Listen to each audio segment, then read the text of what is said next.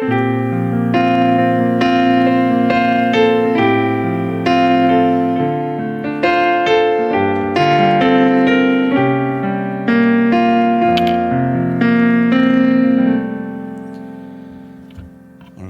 말씀 사도행전 10장 23절에서 48절까지 말씀 한 절씩 교독하시겠습니다. 사도행전 10장 23절에서 48절까지 말씀 한 절씩 교독합니다. 베드로가 불러들여 유숙하게 하니라. 이튿날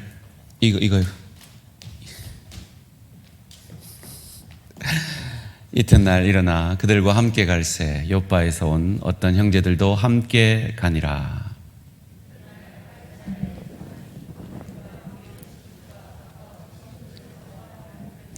마침 베드로가 들어올 때 고넬료가 맞아 발 앞에 엎드려 절하니 베드로가 일으켜 이르되 일어서라 나도 사람이라 하고 더불어 말하며 들어가 여러 사람이 모인 것을 보고 이르되 유대인으로서 이방인과 교제하며 가까이 하는 것이 위법인 줄은 너희도 알거니와 하나님께서 내게 지시하사 아무도 속되다 하거나 깨끗하지 않다 하지 말라 하시기로 부름을 사양하지 아니하고 왔노라. 묻노니 무슨 일로 나를 불렀느냐.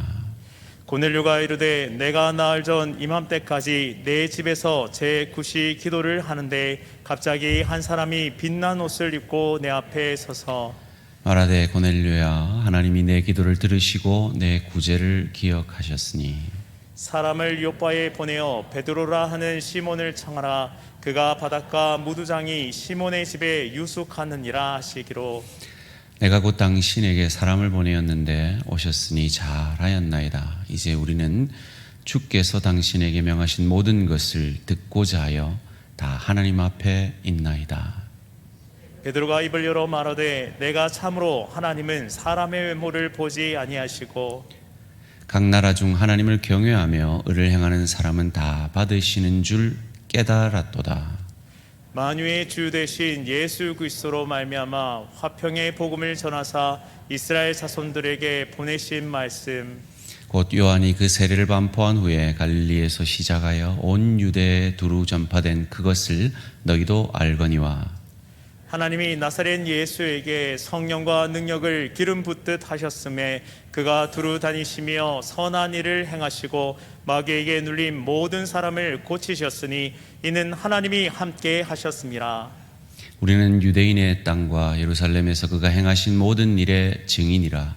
그를 그들이 나무에 달아 죽였으나 하나님이 사흘 만에 다시 살리사 나타내시되 모든 백성에게 하신 것이 아니요 오직 미리 택하신 증인 곧 죽은 자 가운데서 부활하신 후 그를 모시고 음식을 먹은 우리에게 하신 것이라.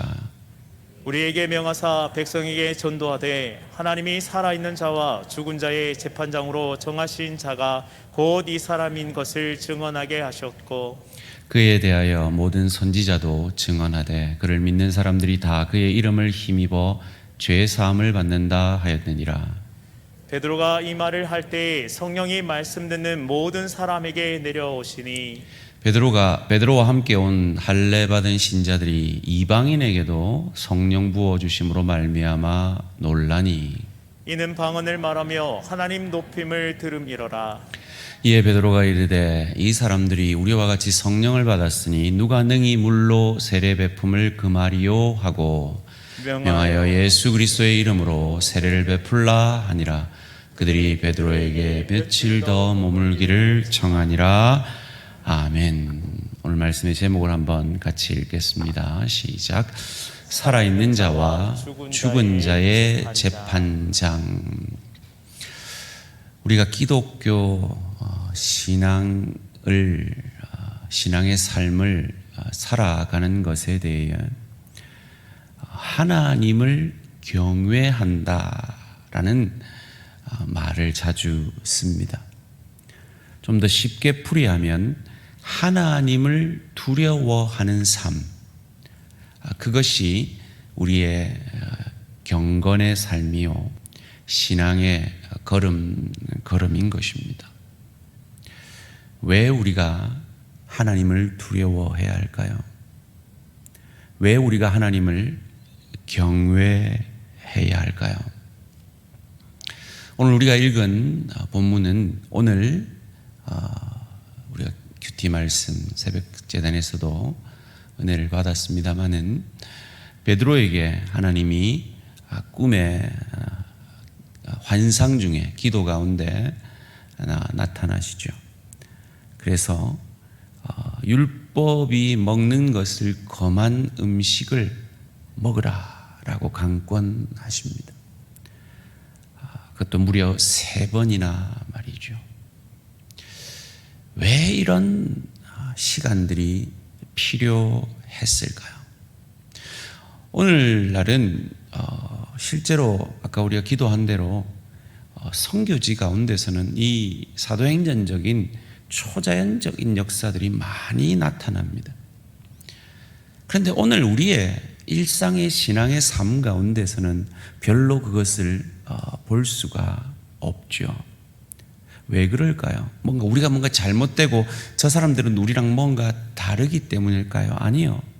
하나님이 말씀만 가지고는 안 되는 무언가가 있기 때문에 이런 환상과 기적을 통해서 하나님의 뜻을 이루기를 원하는 겁니다.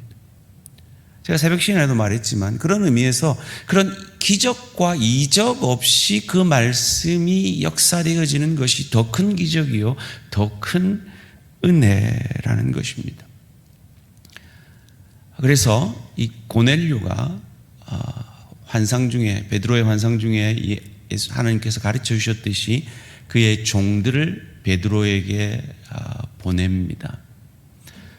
그리고 모시러 가지요. 그 길이 약 65km 정도 되는 그 시대로 말하면 약 이틀 정도의 거리였기 때문에 그 종들을 베드로가 하루를 재웁니다. 그리고 이튿날 함께 이틀길을 떠나게 되지요. 그것이 오늘 본문 23절, 24절 말씀입니다. 베드로가 불러들어 유숙하게 하니라. 이튿날 일어나 그들과 함께 갈새 요빠에서 온 어떤 형제들도 함께 가니라. 이튿날 가이사랴에 들어가니 고넬료가 그의 친척과 가까운 친구들을 모아 기다리더니 그 먼 이틀길을 갑니다. 갔더니 고넬료가 친척 친구들을 가득 모아놓고 손꼽아 베드로를 기다리고 있습니다. 이것이 복음의 가치를 아는 사람의 모습일 것입니다.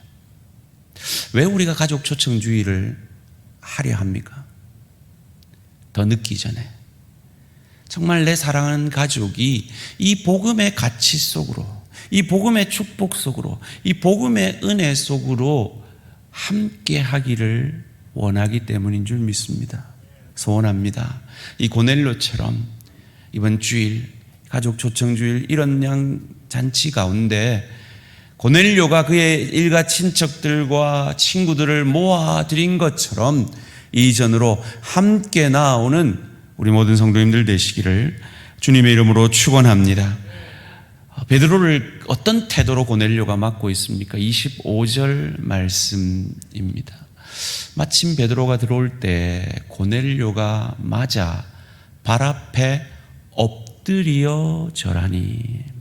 여러분, 고넬료는 로마의 백부장입니다. 이 로마 백부장이라는 건 소위 말해서 우리로 말하면 육군 사관학교 출신의 로마에서는 가장 엘리트들, 그래서 그들이 승승장구하면 장군이 되고 황제가 되어질 수도 있는 그런 사람 중에 한 사람이었습니다. 그런데 그런 그가 겸손히 베드로에게 엎드려 절합니다. 제가 뉴욕에 있을 때 참 많은 강사를 모시고 집회를 한 적이 있는데요, 제가 참 기억에 나는 강사분이 해병대 부사령관 출신인 김기홍 장로님이라는 분이 계십니다. 이분 그 간증은 제가 뭐 별로 기억나는 게 없는데, 솔직히 얘기하면.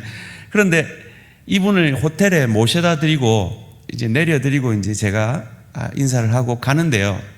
이분이 해병대 부사령관 아니에요. 스타거든요. 소장이란 말이에요. 근데 이 젊은 목사가 모셔다 드리고 그 가는 그 길에 제가 백밀러를 보니까 거짓말 안 하고 이분이 제 차가 없어질 때까지 이러고 있는 거예요. 충격을 받았습니다, 제가. 저게 진정한 겸손함이구나. 소원합니다. 말씀 앞에 말씀을 전하는 이 목회자들께 그들이 잘나서가 아니라, 그들이 뛰어나서가 아니라, 그들이 하나님의 말씀을 선포하는 자들이기에 진정 어린 존경의 마음을 가지는 저와 우리 모든 성도님들 되시기를 주님의 이름으로 축원합니다. 그렇다고 목회자를 너무 높이는 것도 바람직하지 않습니다. 이어지는 26절 말씀입니다. 베드로가 일으켜 이르되 일어서라, 나도 사람이라 하고. 제가 그 김규용 장로님의 모습을 보고 그래, 참 저 사람 됐네, 이러면 말도 안 되는 거란 말이죠. 목회자들은 또한 겸손하게 아닙니다. 강단에 내려가면 저도 여러분과 다를 바 없는 죄인이고 부족한 자입니다. 이런 마음을 가져야 할 것입니다. 그런 의미에서 여러분, 저에 대해서 그러실 분은 별로 없겠지만 특정한 어떤 목회자들에 대해서 너무 신비감을 가지거나 너무 그 어떤 특정한 목회자를 높이는 일들은 삼가하시기를 목회자로서 간곡히 부탁을 드립니다. 베드로가 인간인 것이요, 이어지는 본문 가운데 여실히 드러납니다. 28절, 29절 말씀입니다. 이르되 유대인으로서 이방인과 교제하며 가까이 하는 것이 위법인 줄은 너희도 알거니와. 되게 튕기고 있죠. 그런 느낌 들죠? 하나님께서 내게 지시하사 아무도 속되다 하거나 깨끗하지 않다 하지 말라 하시기로 부름을 사양하지 아니하고 왔노라. 너가 그렇게 쫄라서 불러가지고 그 종을 이틀길까지 보내니 내가 어쩔 수 없이 오기는 왔다, 이런 뉘앙스란 말이죠. 묻노니 무슨 일로 나를 불렀느냐. 여러분, 이 베드로가 전형적인 자신의 고백처럼 인간적이라는 게 너무나 잘 묻어나는 고백입니다. 그도 그럴 것이, 여러분, 한평생을 유대인으로서 이방인과 교제하는 것을 정죄시했던 그 사람이 이 일에 하나님이 아무리 환상을 보여줬다고 해도 아이고 가야지, 아이고 기뻐가야지, 이런 마음이 들기가 어렵다는 겁니다. 마치 여러분이 여러분의 한평생을, 혹은 여러분의 그런 가정생활 가운데 여러분 아버님, 어머님으로부터 배웠던, 혹은 여러분 경험으로부터 익혔던, 여러분의 어떤 공부로부터 익혔던, 여러분의 어떤 형태의 어떤 자기 주관, 어떤 자기 전통, 자기 경험의 테두리를 벗어나기가 인간은 쉽지가 않은 것처럼 말이죠.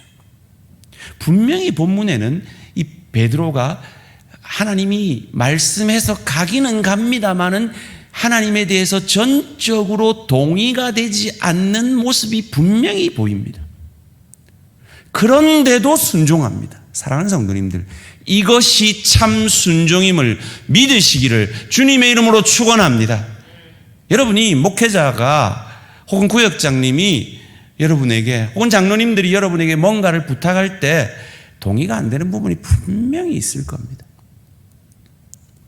그럼에도 불구하고 나는 온전히 동의가 되지 않지만 주의 종이 세우신 장로님이 나를 위해서 기도하는 구역장님이 이런 말씀을 하시니까 내가 한번 해볼까, 거기까지 순종으로 나아가는 우리 모든 성도님들 되시기를 주님의 이름으로 축원합니다. 베드로는요, 이 사건 이전에 사마리아인들이 예수를 믿고 성령을 받는 사건을 경험했어요. 그러니까 유대인들만 구원받는 게 아니구나 하는 틀이 어느 정도는 깨져 있는 상태예요. 그럼에도 불구하고 상상을 못하는 거예요. 이방인들에게까지 성령이 임하고 그들이 구원받을 거라고는 상상을 못하는 거예요. 사도행전 1장 8절에 너희는 온 유대와 사마리아와 땅 끝까지 이르러 내 증인이 되리라라는 그 예언적 명령을 받았음에도 불구하고 그가 평생 배워왔던 그 유대교의 전통과 그의 경험의 틀을 깨지 못하고 있는 겁니다. 하나님이 그것이 얼마나 단단한 것이기에 이런 초자연적인 환상을 통해서야 비로소 깨어질 만한 그런 단단함이었기 때문에 하나님은 이런 복잡한 방법으로, 이런 환상의 초월적인 방법으로 그 일을 이루고 계신 것입니다. 사랑하는 성도님들, 혹 저와 여러분에게는 그와 같은 것이 없습니까? 제가 대안교회에 와서 이제 3년 가까이, 2년 반 넘었네요. 제일 많이 제가 물은 말이 뭔지 아십니까? 옛날에는 어떻게 했는데? 원로 목사님 어떻게 하셨는데? 이 말이었습니다. 그건 우리 대양의 이 아름다운 공동체의 선한 전통을 존중하고 우리 원로 목사님의 목회해 오신 방향을 존중하는 의미도 있지만 또 다른 의미에서 제가 그것을 무시하고 제가 생각하는 그 색깔로만 목회를 해 나갔을 때 반드시 문제가 생길 걸 제가 알고 있었기 때문입니다. 그만큼 전통은 무서운 겁니다. 앞으로도 저는 우리 지난 대양의 전통들을 존중해 갈 겁니다. 앞으로도 제가 제일 많이 묻는 말이, 교육자 회의에서 제일 많이 묻는 말이 이전에는 어떻게 했습니까? 원로 목사님은 이때 어떻게 하셨습니까? 물을 것입니다. 그러나 우리는 미래를 향해 나아가야 할 공동체입니다. 그런 의미에서 이전에 우리가 했던 방식과 다른 방식이 우리 공동체에 유익하다면 우리는 그것을 마음을 열고 받아들일 수 있어야 합니다. 하나님께서 초자연적으로 역사하지 않더라도 말씀이 그렇다고 하고 우리 공동체가 그 방식이 유익하다는 것이 확신되어지고 무엇보다 여러분이 세우신 지도자들인 당회원들이 그것을 한 마음으로 받아들인다면 여러분은 그 결정들에 순종하시고 따라오셔서 우리 교회가 더 진취적으로 더 평안하여 든든히 서가는 공동체가 되어질 수 있도록 마음을 모아주시고 또 한 마음을 열어주시기를 주님의 이름으로 부탁드립니다. 이어지는 30절 말씀 함께 읽습니다. 시작. 고넬료가 이르되 내가 나흘 전 이맘때까지 내 집에서 제9시 기도를 하는데 갑자기 한 사람이 빛난 옷을 입고 내 앞에 서서. 고넬료가 어떻게 이런 복음의 역사를 체험하게 되었는가? 그 가장 중요한 원인은 베드로도 그렇고 고넬료도 그렇고 정해진 시간에 기도했기 때문입니다. 여러분, 이것이 얼마나 중요하면 제가 대양가족의 삶을 할 때마다 꼭 빠짐없이 도전하는 것이 예수님과의 데이트 약속 시간입니다. 잘 지키고 계십니까? 대한가족의 삶 수료하신 분들. 하나님은요, 언제 어떻게 우리에게 역사하실지 우리는 알 수 없습니다. 그러기에 우리는 항상 주님의 그 역사하심에, 그 주님의 은혜를 받을 준비를 해야 하는데, 그것이 무엇이냐? 정해진 기도 시간입니다. 정해진 경건의 시간입니다. 제일 좋은 것은 새벽 시간에 나아오시는 걸 겁니다. 금요기도의 시간에, 수요기도의 시간에 나아오시는 걸 겁니다. 그것이 어렵다면 여러분 골방에서 정해진 시간에 그 어떤 유혹과 그 어떤 방해도 아랑곳하지 아니하고 그 어떤 일도 그 예수님과의 약속을 깨뜨릴 수 없다라는 우선순위를 두고 그 주님과의 교제의 시간, 기도의 시간을 지켜내시는 저와 우리 모든 성도님들 되시기를 주님의 이름으로 축원합니다. 이어지는 31절 말씀입니다. 말하되 고넬료야, 하나님이 내 기도를 들으시고 내 구제를 기억하셨으니. 참 중요한 말입니다. 여러분, 기도와 구제가 어떤 공통점이 있을까 제가 큐티를 하면서 묵상을 해보았습니다. 여러 가지 공통점이 있겠지만 제게 떠오른 공통점은요, 기도도 구제도 기억되지 않을 것 같은 공통점이 있는 것 같아요. 근데 기억하십시오. 여러분이 뿌린 기도의 씨앗, 여러분이 뿌린 구제의 씨앗은 살아계신 하나님께서 반드시 기억하실 줄 믿으시기를 주님의 이름으로 축원합니다. 그런 의미에서 우리 권사회에서 반찬을 만들어서 오늘 참 수고를 많으셨는데 우리 권사회 임원들께 한 박수로 한번 격려해 주십시오. 수고 많이 하셨습니다. 감사합니다. 앞으로 우리 구제부가 이렇게 자발적으로, 누가 시킨 것도 아닌데 우리 권사회에서, 구제부에서 이렇게 각 부서에서 자발적으로 이런 사역들이 더욱 많이 일어났으면 합니다. 왜냐하면 구제만큼 복음의 정신이 여실히 드러나는 게 없습니다. 구제가 뭡니까? 내게 다시 갚을 수 없는 그에게 조건 없이 아낌없이 주는 게 구제이기 때문입니다. 바로 우리가 그 복음 때문에 구원을 받았잖아요. 갚을 길 없는 우리가 죄인 되었을 때, 원수 되었을 때 하나님께서 우리에게 아낌없이 주신 그 복음의 은혜, 그 복음의 은혜를 받은 자로서 그 구제의 정신을, 구제를 통하여 이 복음의 정신을 가장 잘 표현할 수 있을 것입니다. 그런데 이어지는 본문 가운데 왜 고넬료가 좀 아무리 자기가 백부장이지만 대사도 베드로를 오라 가라 그럴까요?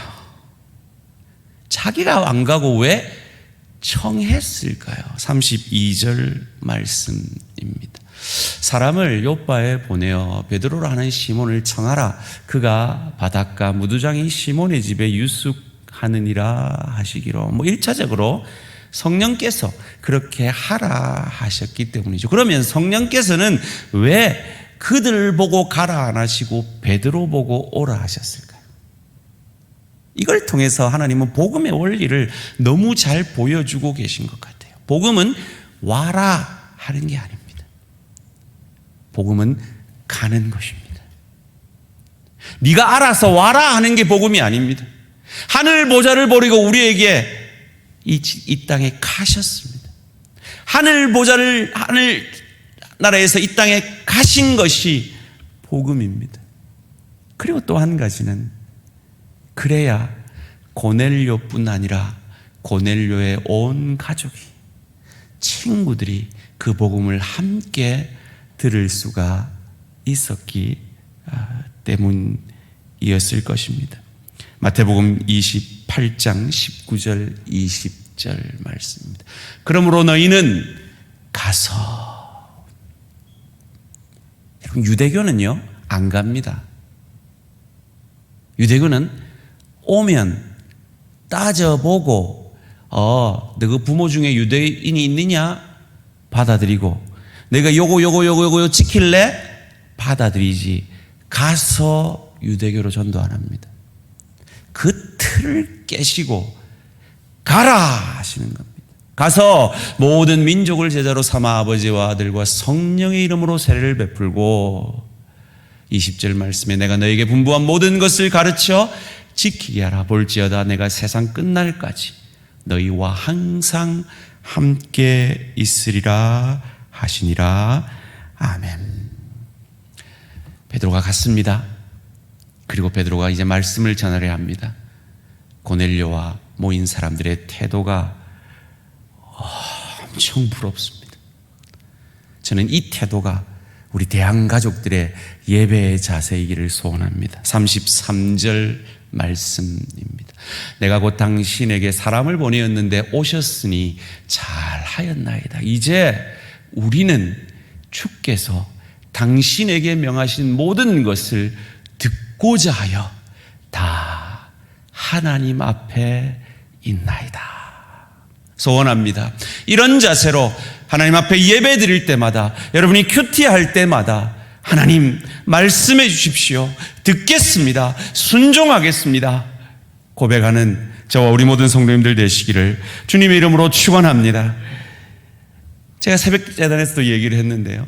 이 바울이 다메섹 도상에서 큰 빛으로 눈이 멀고 하나님이 예수님의 음성을 들을 때 그 베드로 사도행전 9장과 이 사도행전 19장 22장 9절이 다르다라고 설명을 드렸습니다. 22장 9절은 이렇게 기록이 되어 있거든요. 나와 함께 있는 사람들이 빛은 보면서도 나에게 말씀하시는 이의 소리는 듣지 못하였더라. 근데 9장에는 소리를 들었다 그랬거든요. 그 차이를 어떻게 해석했느냐 하면 이 소리라는 원문은 목소리라는 것으로도 번역될 수 있지만 소음으로라고도 번역이 될 수 있다는 거예요. 똑같이 지금 말씀을 듣고 계십니다. 근데 저 뒤에 애들한테는 소음으로 들리는 거예요. 지금 저끼리 얘기하고 있잖아요. 어떤 이에게는 하나님의 음성이 소음으로 들리고 어떤 이에게는 하나님의 음성이 말씀으로 들린다는 거예요. 소원합니다. 여러분이 하나님 앞에 말씀 들을 때마다 그것이 하나님의 음성으로 들려지시기를 주님의 이름으로 축원합니다. 내가 여기 있습니다. 말씀해 주십시오. 하나님 듣겠습니다. 순종하겠습니다. 그런 열린 마음으로 말씀 듣는 우리가 되어지기를 바랍니다. 한번 따라해 봅시다. 새 수건이 아니라 스펀지 되게 하시옵소서. 무슨 말인지 아시겠죠? 새 수건은 얼굴 닦아도 물기가 안 묻어져요. 스펀지는요, 물에 대기만 하면 빨아들입니다. 오늘 강단에 누가 섰든지 간에 그냥 말씀해 주십시오. 제가 듣겠습니다. 은혜 받겠습니다. 순종하겠습니다. 그런 마음으로 말씀 앞에 서시는 저와 우리 모든 성도님들 되시기를 주님의 이름으로 축원합니다. 이어지는 34절 35절이 이렇게 말합니다. 베드로가 입을 열어 말하되 내가 참으로 하나님은 사람의 외모를 보지 아니하시고 각 나라 중 하나님을 경외하며 의를 행하는 사람은 다 받으시는 줄 뭐했도다? 깨달았도다. 비로소 그의 종교적, 전통적, 경험적 그 껍데기가 깨어진 거예요. 왜 하나님이 이런 복잡한 과정과 복잡한 환상을 통해서 이 일을 이루셔야만 했는가를 알게 되어지는 것이죠. 마찬가지로 저와 여러분에게도 교회는 이래야 돼, 목사는 이래야 돼, 장로는 이래야 돼, 권사는 이래야 돼, 집사는 이래야 돼, 구역장은 이래야 돼, 구역 모임은 이래야 돼, 예배 때는 이래야 되고, 설교는 이래야 되고, 교회는 이래야 되고, 섬기는 건 이래야 되고, 헌금은 이래야 되고, 뭐 전도는 이래야 되고, 우리가 우리의 경험과 우리의 어떤 전통 속에서 내가 옳다라고 생각하는 이 껍질들이 있다는 겁니다. 그건 너무나 귀한 겁니다. 그 경험은 너무나 아름다운 겁니다. 그러나 기억하십시오. 오늘 본문의 성령의 기름 부으심과 사마리아인들에게 내리신 성령의 기름 부으심과 사도행전 2장의 오순절 다락방의 성령의 기름 부으심의 그 역사가, 그 형태가 다 달랐다는 겁니다. 사마리아인들은 세례받고 예수를 믿었습니다. 그러나 아직 성령 받지 못했습니다.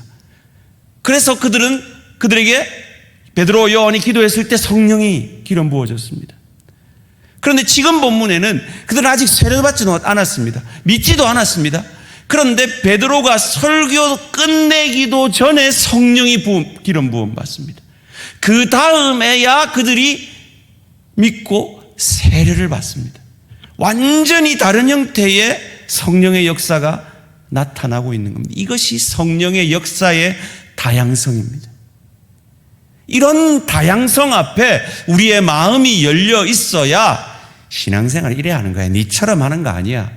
이런 지금 베드로가 가지고 있는 이 껍질 같은, 단단한 유대교의 껍질 같은 그 껍질들이 주의 교회의 평안을 깨고 주의 교회를 아름답게 세워가고 주의 교회가 선하게 변화되어 가는 그것을 막지 못하게 하는 것일 겁니다. 교회뿐만 아니라 가정에서도 그렇습니다.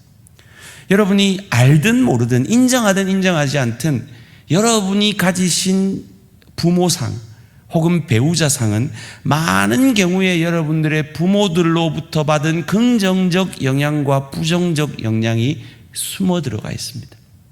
그래서 신혼부부가 신혼여행 때 침대에 탁 누우면 6명이 눕는다는 말이 그래서 나오는 거예요.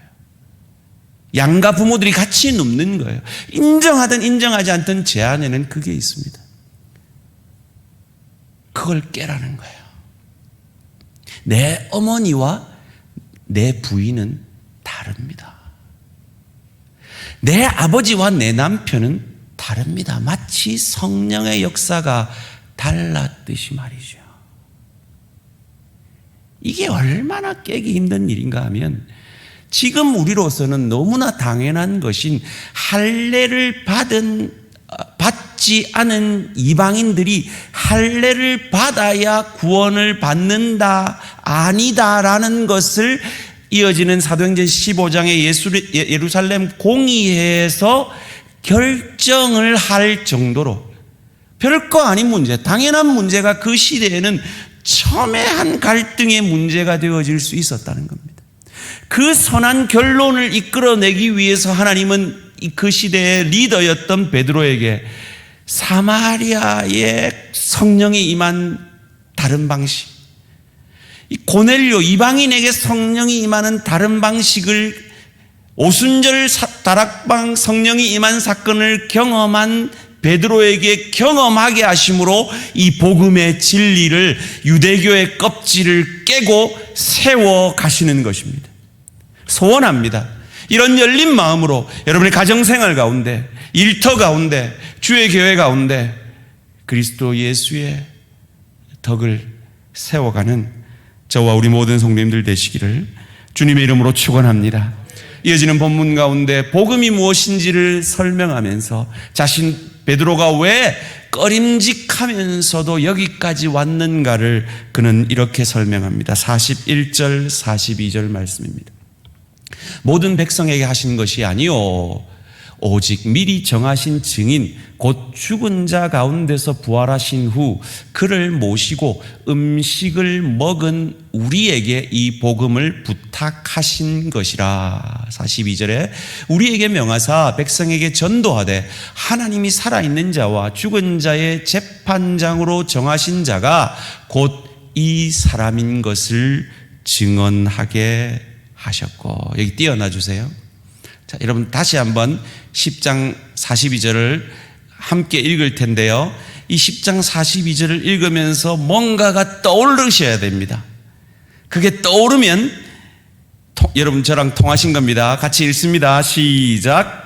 우리에게 명하사 백성에게 전도하되 하나님이 살아있는 자와 죽은 자의 재판장으로 정하신 자가 곧 이 사람인 것을 증언하게 하셨고.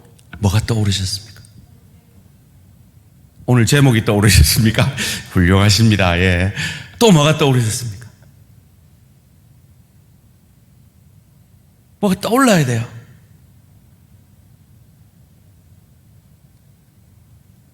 떠올랐는데 튈까봐 겸손히 얘기를 안 하고 계시는 거겠죠? 사도신경이 떠오르셔야 합니다. 산자와 죽은 자를 심판하실. 사도신경은 우리가 기회가 있으면 배우겠습니다만 이 시대부터, 사도의 시대부터 고백되어지던 것이 정리가 된 겁니다. 그러니까 이 베드로의 고백을 통해 우리는 우리가 지금 고백하고 있는 사도신경이 그 베드로의 시대에서도 믿겨지던, 고백되어지던 신앙의 고백이구나 알게 되어지는 것이죠. 또한 이것이 우리가 하나님을 경외해야 하는 이유입니다. 하나님은 산자의 하나님이시기도 하지만 죽은 자의 하나님이기도 합니다.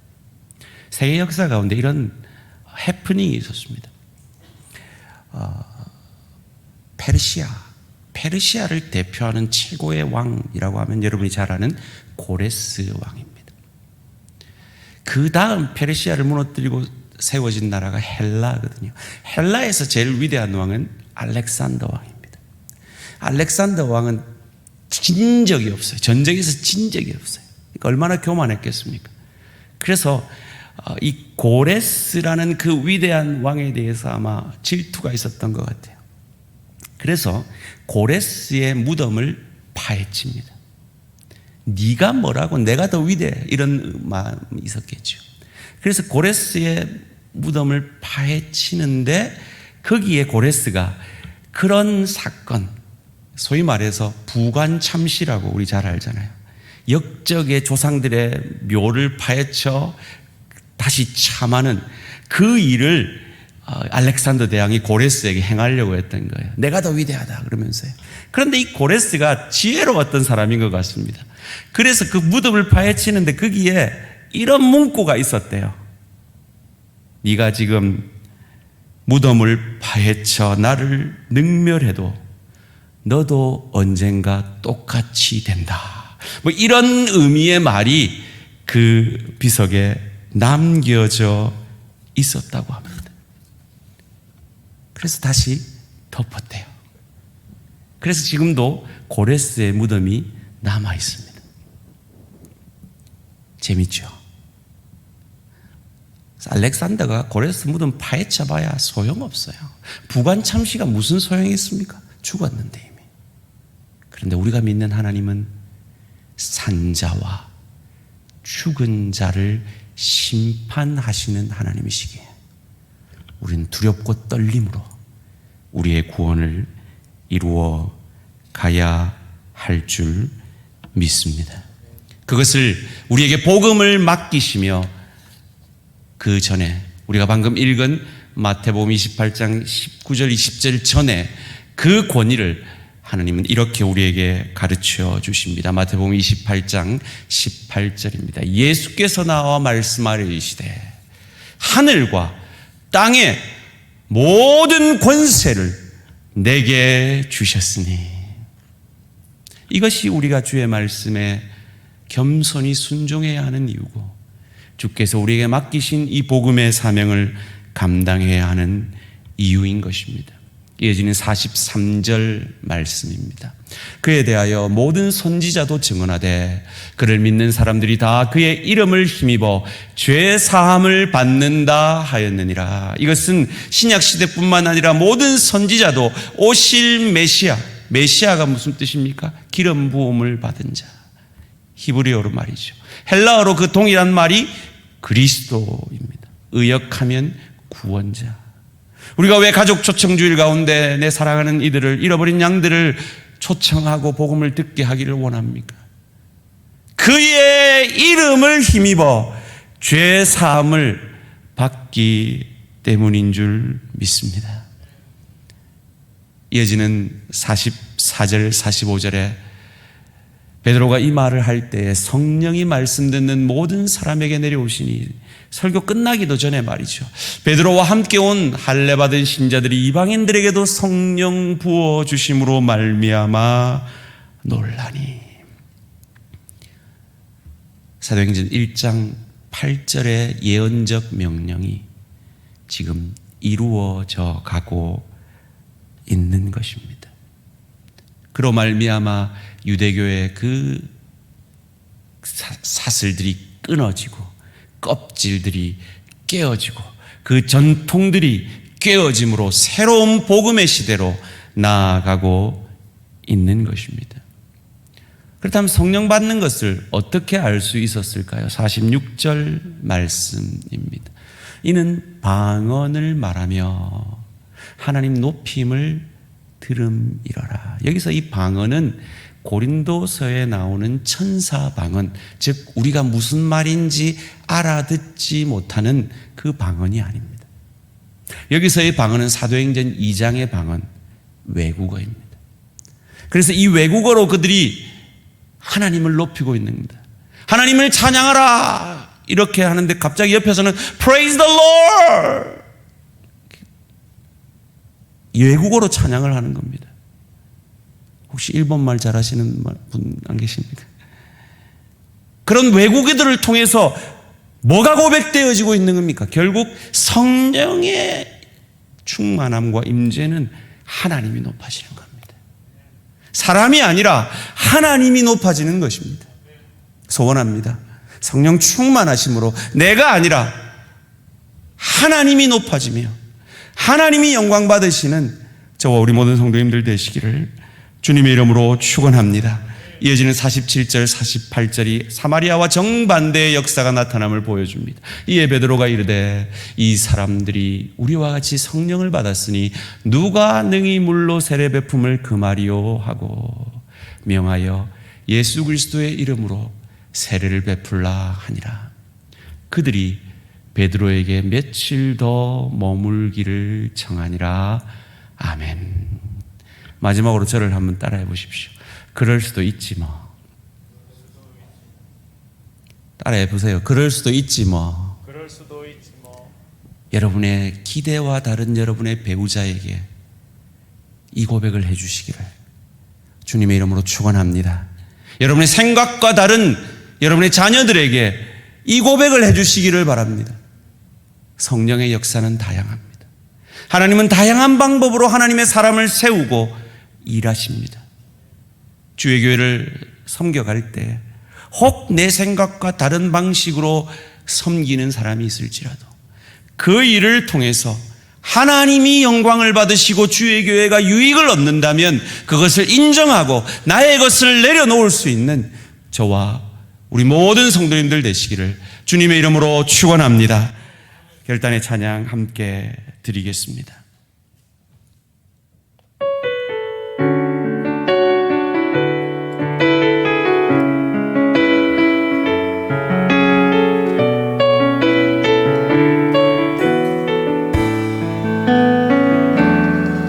전능하신 나의 주 하나님은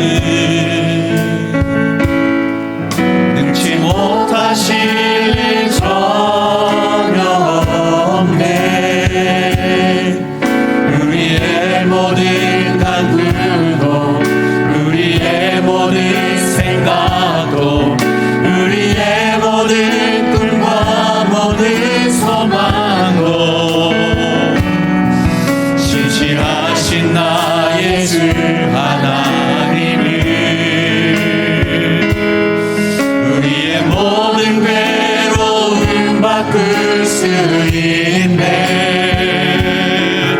불가능한 일 행하시고 죽은 자를 일으키시니 그를 이길 자 아무도 다 같이 두 손 들고 하나님 앞에 주의 말씀 의지하여 깊은 곳에 금을 던져 오늘 그가 놀라운 의미를 이루시는 것보라. 주의 말씀 의지하여 믿음으로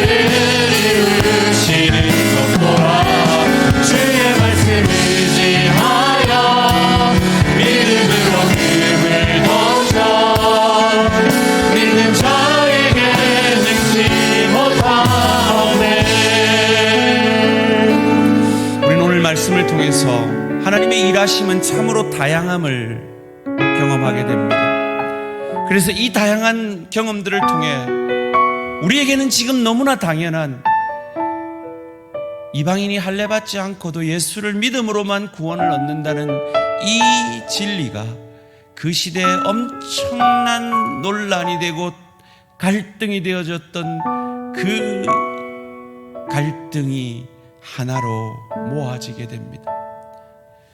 이젠 교회를 위해서 기도하실 때 하나님, 우리 교회가 그와 같기를 원합니다. 더욱 평안하여 든든히 서가기를 원합니다.